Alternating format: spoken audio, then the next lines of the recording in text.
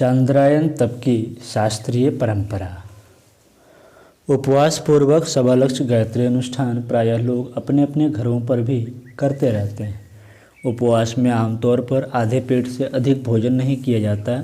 पेटू लोगों की बात अलग है, जो उपवास जैसी तपश्चर्याओं को भी मात्र आहार परिवर्तन भर समझते हैं और पेट पर अन्य दिनों की अपेक्षा अधिक बोझ ला देते हैं। चांद्रायन में कुल मिलाकर आधे पेट भोजन का प्रबंध तो हो ही जाता है। ऐसी दशा में चांद्रायन साधना का वैसा स्वरूप नहीं रह जाता जैसा कि शास्त्रकारों ने उसका असाधारण महात्म्य वर्णन किया है।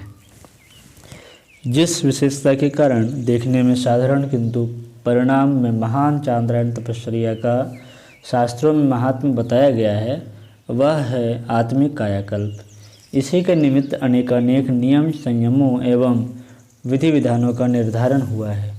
उपवास और जब तो उस प्रक्रिया के दृश्यमान एवं शारीरिक क्रिया प्रक्रिया के रूप में संपन्न होने वाले उपचार भर हैं।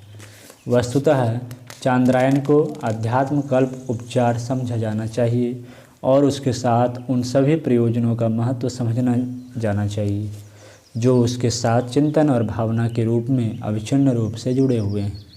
यदि उस पर ध्यान न दिया जाए और केवल जीवनचर्या वाली प्रक्रिया चलती रहे तो समझना चाहिए कि शास्त्र निर्धारण का एक बहुत छोटा ही अंश पूरा हुआ।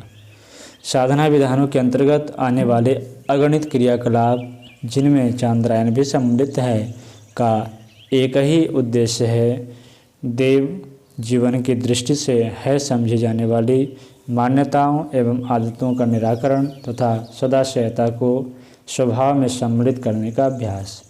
पशु प्रवृत्तियों को देव प्रवृत्तियों में बदलने का जो पुरुषार्थ किया जाता है उसी को साधना कहते हैं। चांद्रायन साधना में भक्ति योग, ज्ञान योग और कर्म योग की त्रिविध प्रक्रियाओं का समन्वय है। गायत्री उपासना एवं ध्यान धारणा को भक्ति योग, स्वाध्याय सत्संग को स्थूल और चिंतन मनन को सूक्ष्म ज्ञान योग तथा व्रत उपवास के अनुशासन को कर्म योग कहा जाता है। इस समन्वय में तीनों शरीरों को परिष्कृत करने वाली 3 प्रकार की विधि व्यवस्था के अंतर्गत समूचे व्यक्तित्व की गलाई ढलाई होने लगती है। इस समग्र समन्वय की कार्य पद्धति से ही चांद्रायन का तात्विक प्रयोजन पूर्ण होता है। मात्र उपवास या जप का उपक्रम चलता रहे और जीवन के हर क्षेत्र को उत्कृष्टता की दिशा में धकेलने वाले अन्यान्य अनुबंधों की उपेक्षा होती रहे तो समझना चाहिए कि बाह्य कलेवर की ही व्यवस्था बनाई गई है। उसमें प्राण संचार करने वाली आध्यात्मिक प्रखरता उत्पन्न करने में समर्थ भावनात्मक तपश्चर्याओं का समावेश नहीं किया गया। सर्वविदित है कि कलेवर कितना ही सुंदर क्यों न हो, यदि उसमें प्राण नहीं होगा तो अभिष्ट हलचल उत्पन्न होने और परिणति का लाभ मिलने जैसे व्यवहार ही अवसर ही उत्पन्न न होगा। गायत्री उपासना में 24,000 मंत्र जप के लघु अनुष्ठानों की दृष्टि से जो महात्म्य नवरात्र साधनाओं का है, 1.25 लाख मंत्र जप में वही महात्म्य चांद्रायन व्रत का है। चांद्रायन का अर्थ एक प्रकार से चंद्रमा की कला के घटने बढ़ने के अनुपात से अपना आहार क्रम घटाना बढ़ाना होता है।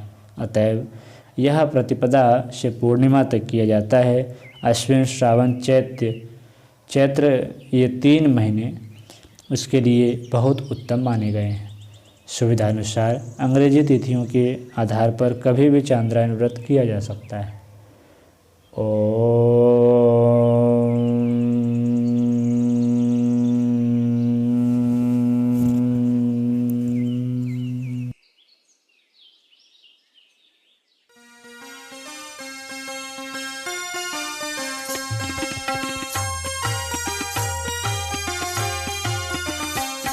चलो गुरुदेव के सपने सजाने की शपथ ले लें।